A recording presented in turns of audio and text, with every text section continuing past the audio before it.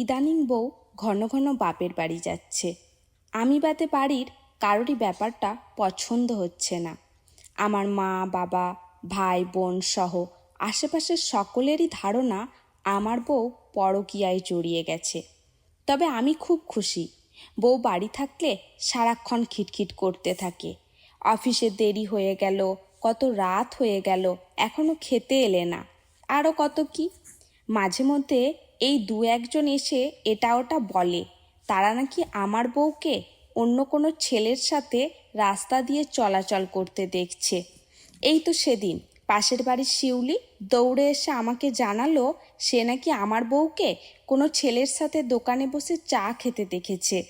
ছেলেটা নাকি বউয়ের চায়ের কাপে ফু দিয়ে দিচ্ছিল। ওনার কথায় আমি তেমন কোনো প্রতিক্রিয়া দেখাইনি। এসব লোকের নিজের কোনো কাজ নেই তো, এদের কথায় কান দিতে নেই। শিউলি নিজের মতো কী সব বিড়বিড় করতে করতে চলে গেল। আজও বউ বাপের বাড়ি যাবে। বুধবার বাড়ি ফিরেছে। আজ রবিবার। সকাল থেকে সে রান্নাঘরে ভীষণ ব্যস্ত।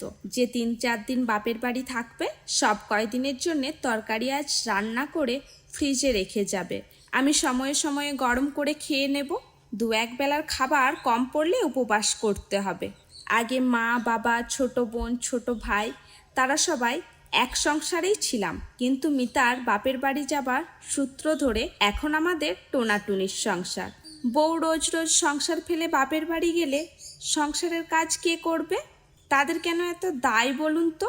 অথচ মিতা বাপের বাড়ি গেলে লোক বলতে আমি শুধু একাই। মিতা সব কাজ শেষ করে আমার কাছে এলো। আমি মোবাইল নিয়ে ফেসবুক রাজ্য জয় করতে ব্যস্ত। মিতা ভালো মন্দ কিছুই বলল না, শুধু মানিব্যাগ থেকে 500 টাকা বের করে নিয়ে নিজের মতো চলে গেল। দরজা দিয়ে বের হতে গিয়ে বলল, সময় মতো খেয়ে নিও। আমি হুঁহা কিছুই বললাম না। মিনিট 2 পর ছোট বোন পুতুল এসে বলল, ভাইয়ার মানিব্যাগ তো বউয়ের জন্য উন্মুক্ত হয়েই থাকে, আর আমার বেলা কোনো টাকা পয়সা নেই। মোবাইল থেকে চোখ সরিয়ে বোনের দিকে তাকালাম। মুচকি হেসে বললাম, তোর জন্য কি আমার মানিব্যাগ উন্মুক্ত ছিল না কখনো? পুতুল মুখ ভেঙচিয়ে বলল, মুচকি হেসে বললাম, তোর জন্য কি আমার মানিব্যাগ উন্মুক্ত ছিল না কখনো? পুতুল মুখ ভেঙচি দিয়ে বলল, সে তোমার বউ আসার আগে ছিল। এখন তো তুমি বউকে নিয়েই ব্যস্ত। বউকে নিয়ে আলাদা করে সংসার পেতেছ যে। প্রচণ্ড বিরক্ত লাগলো পুতুলের কথায়। সবেমাত্র ক্লাস 10-এ পড়ে। কথা শুনে মনে হচ্ছে সামনে একটা কুচুটে বুড়ি দাঁড়িয়ে আছে। তোর প্রতি মাসে টিউশনের ফিস 3000 টাকা আমিই দিচ্ছি এখনও। আর আমার বউ আমাকে বলেছে তোকে একটু বেশি করে টাকা দিতে। কত সময় কত কিছু জিনিসের প্রয়োজন হয়, সব সময় কি আর টাকা চাইতে পারে নাকি? সেই সুবাদে তুই আমার থেকে হাত খরচাটাও পাস, এটা মাথায় রাখিস। পুতুল চুপ করে দাঁড়িয়ে রইল কিছুক্ষণ, তারপর নিজের মতো চলে গেল। ভাবলাম ব্যাপারটা এখানেই শেষ, কিন্তু মিনিট 5 পর মা এসে বললেন, তুই তোর বউয়ের জন্য আমার মেয়েকে কিছু বলবি না। নিজের বউকে সামলাতে পারিস না, আমার মেয়েকে বাজে কথা বলিস না। মায়ের সাথে ছোট ভাইও সুর মিলিয়ে বলল, তোমার বউকে সামলে রেখো, আমাদের জ্ঞান দিতে এসো না। মুচকি হেসে বললাম, তোদের কাছে কি জ্ঞান চেয়েছি নাকি? আমি তোদের ঘরেও যাইনি, তোরা সবাই এসেছিস। ছোট ভাইয়ের বউ উপহাস করে বলল, ভাইয়া, ভাবির পরকীয়া ধরা পড়লে যেন আপনাকে আফসোস করতে না দেখি। কি জানো তো শেফালি, পরকীয়া করতে বাড়ির বাইরে যাওয়ার প্রয়োজন হয় না। ঘরের কোণে দাঁড়িয়ে চুমু ছুড়লেও পরকীয়া করা যায়। শেফালি আমার কথায় আঁতকে উঠল, তড়িঘড়ি ঘর থেকে বেরিয়ে গেল। ছোট ভাই ব্যঙ্গ করে বলল, নিজের বউয়ের পরকীয়া বন্ধ করতে পারে না, আবার অন্যের বউকে জ্ঞান দেয়। ভাইকে আর কিছুই বললাম না।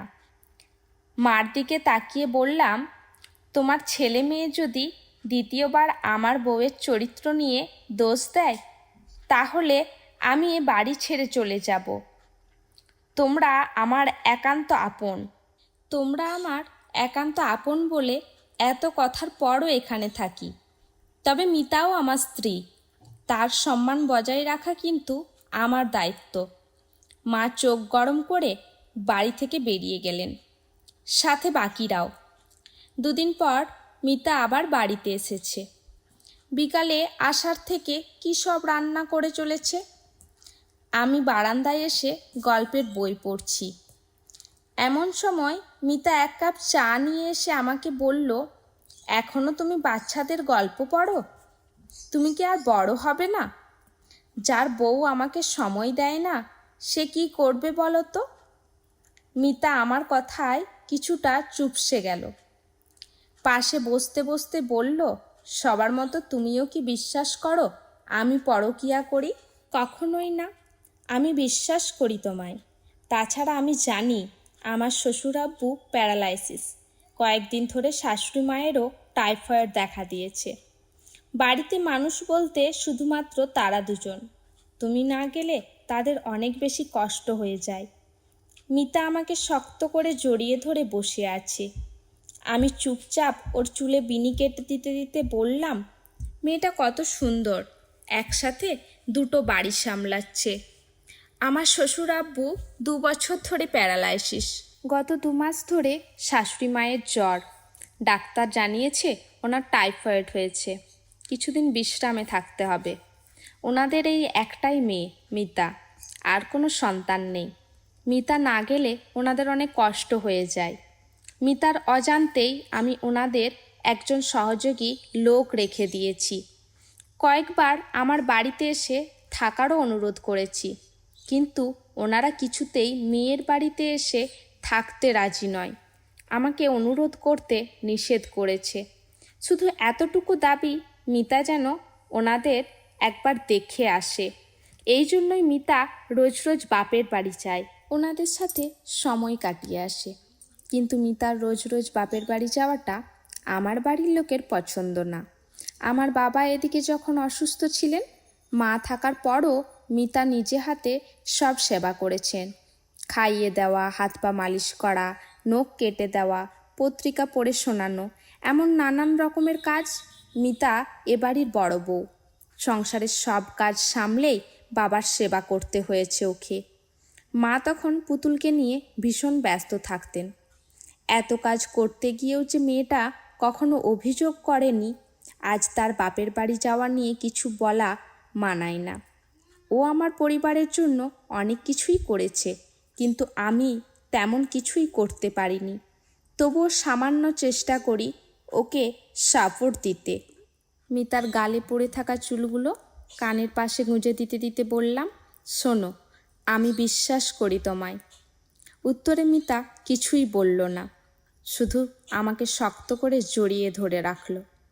আমিও আর কিছুই বললাম না, শুধু মুচকি হাসলাম।